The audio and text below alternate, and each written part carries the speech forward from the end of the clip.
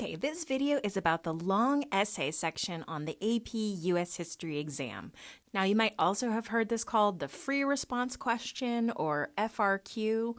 I think it is officially called the long essay question, so that's what we're going to go with for now. Now, this is the last essay that you'll be writing on the AP exam, and you get 35 minutes to do it, which is considerably shorter than the DBQ section, but the nice part about this is that you don't have to spend so much time looking at all of those primary documents. The more challenging part, however, is that it's drawing on your own personal knowledge of the subject matter.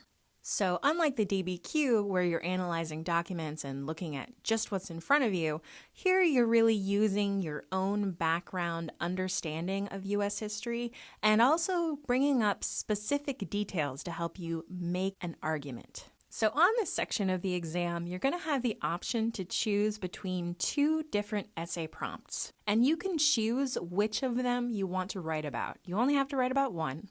And of course, I recommend writing about the one where you feel most confident. Maybe it's about a topic that you like more, or maybe it's a topic about which you feel like you can give more information. But in these cases, always play to your strengths. So out of the two prompts that I was given, there was one about whether the American Revolution was actually revolutionary, and then there was this question about whether the New Deal was actually new or whether it was more conservative in nature. Now, I love the New Deal, so that is the question that I want to take on here. Plus, I can remember a lot about the New Deal off the top of my head, so that's going to give me a lot of extra information to work with. So of this 35 minutes that you have on the long essay question, I would recommend that you spend maybe 5 to 10 minutes of that, and I think 10 minutes would really be max, to plan your essay, to write a little outline for yourself, to decide what your thesis is going to be, and come up with a game plan that is going to direct the rest of your writing time, which should be the rest of the time that you spend, 25 to 30 minutes. In this exam period.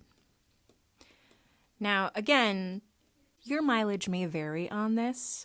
You might be the sort of person who can plan really fast and take a lot of time writing, or you might be the sort of person who knows that they can write pretty fast so they can spend some more time planning. But I think this is just kind of a good overall guideline for how you want to be spending your time.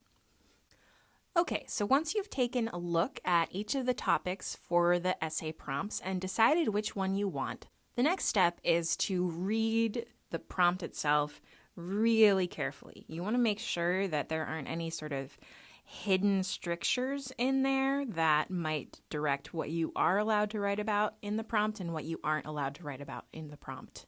Okay, so let's take a look at this question. Some historians have argued that the New Deal was ultimately conservative in nature.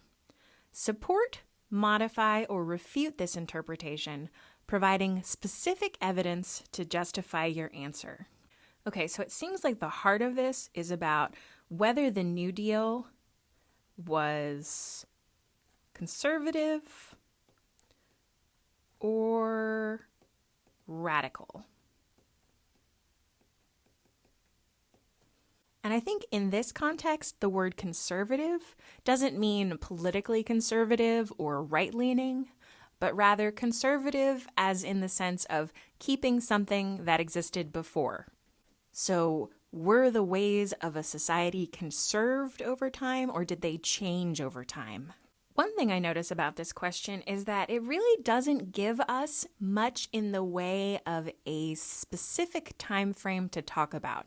So it doesn't say talk about whether the New Deal was conservative or radical in the period between 1920 and 1940. It just asks us to say, in the grand scheme of things, do you think the New Deal was ultimately a conservative or radical movement? So that means if we want to, we could actually talk about a lot of different things really up to the present. And it doesn't even say that we only have to talk about the United States.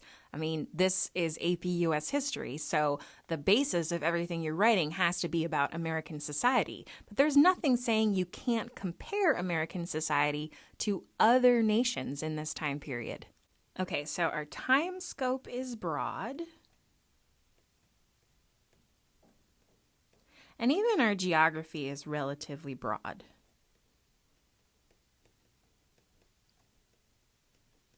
All right, so how do we decide what we're going to write about? Well, I think it's given us three main options here. Can support this idea, so we could argue that yes, the New Deal was conservative.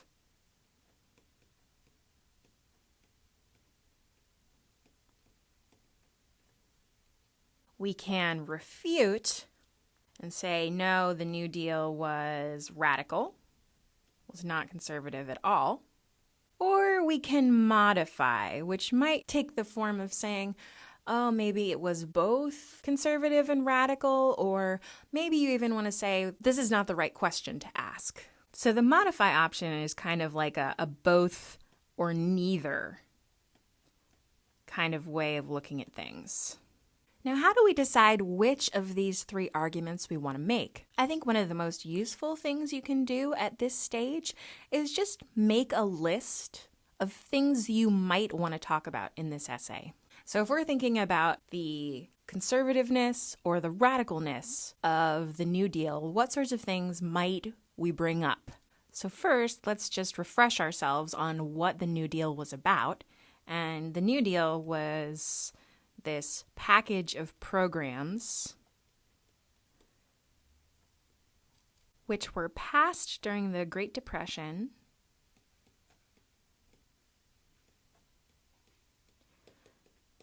by Franklin Delano Roosevelt as a means to try to restart the American economy. And people often talk about the New Deal kind of taking the three forms of relief for people who are suffering, for people who need immediate aid, recovery to try to get the economy back on track, and reform. Just ways to try to change laws, change the way the economy worked so that something like the Great Depression didn't happen again. And with the New Deal, we often think about this kind of alphabet soup of agencies. You know, there's the CCC, the Civilian Conservation Corps. There's the TVA, the Tennessee Valley Authority. There's the NRA, the National Recovery Administration, and the WPA, the Works Progress Administration. And these were all programs that were intended to get people back to work, to try to modernize the country, and to try to moderate relationships between workers and corporations. So what are some of the other things we know about the New Deal? Well, the New Deal was a reaction to the Great Depression, which was brought on by some irresponsible banking in the 1920s, a time of what was known as laissez-faire economics, which kind of said the government was to keep its hands out of the economy. Laissez-faire is French for let them do what they will. So let the economy do whatever it wants. Well, this all came crashing down, somewhat literally, in 1929 with the stock market crash. And then for another 3 years, the Depression continued to get worse and worse. Hoover had a largely hands-off approach to the Great Depression, and so he's creamed in the election of 1932 by Franklin Delano Roosevelt, who promises that he's going to get things back on track. And so Roosevelt had a really experimental response to the Great Depression. It was kind of a try something and see if it works approach. So he and his administration just kind of threw a lot of different experimental solutions at the problem to see what they could do about the Great Depression. But the other thing we know about the New Deal is that in the end, it didn't really work. Now, this was partly because the Supreme Court rolled back a lot of the New Deal programs, saying that they weren't constitutional, which led FDR into his famous court packing scheme where he tried to add new justices to the Supreme Court, basically tilting it in his favor, and he failed at that. And the Depression continued to get worse throughout the end of the 1930s. It really wasn't until World War II that the mobilization for war, the American manufacturing for the war, got the United States out of the Great Depression.